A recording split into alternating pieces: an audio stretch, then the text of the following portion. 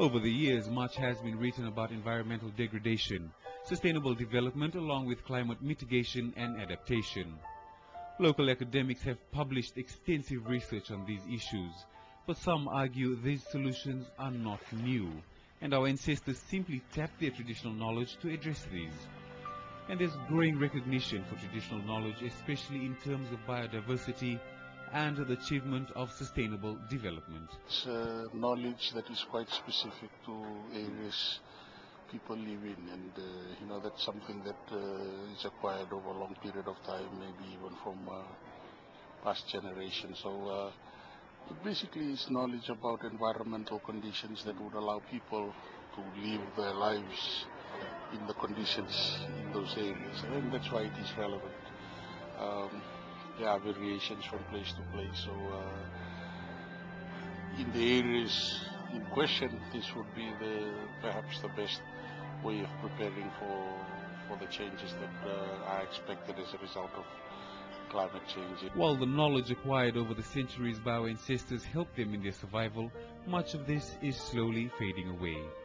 And while others argue that traditional knowledge pales in comparison to ways in which modern science can assist us, Vetayaki feels that traditional knowledge should always complement modern science to assist people in adapting to the impacts of climate change. A lot of us are no longer learning from our elders the way our ancestors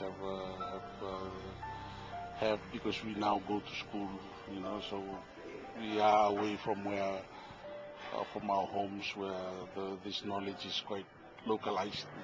So yes, if we are not very careful, then perhaps time will come when we will no longer appreciate the value of this knowledge that has allowed our ancestors to live in their environments.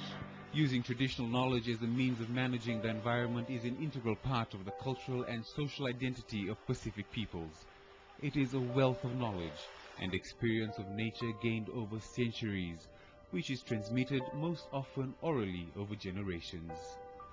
And experts in this field feel that a major obstacle lies in attempts to document this. In terms of documenting the more general environmental knowledge and medicinal plants and that, I think it needs to be done, because all of our cultures are actually oral cultures, and a lot of this information has never been written down.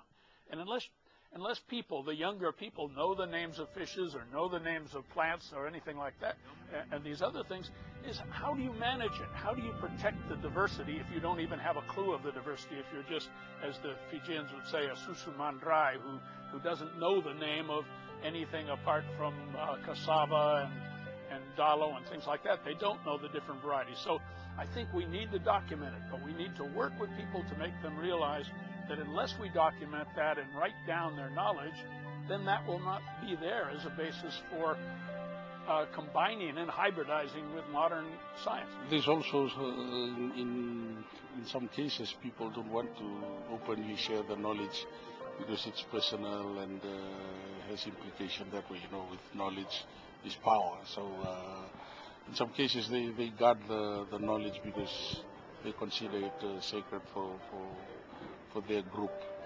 But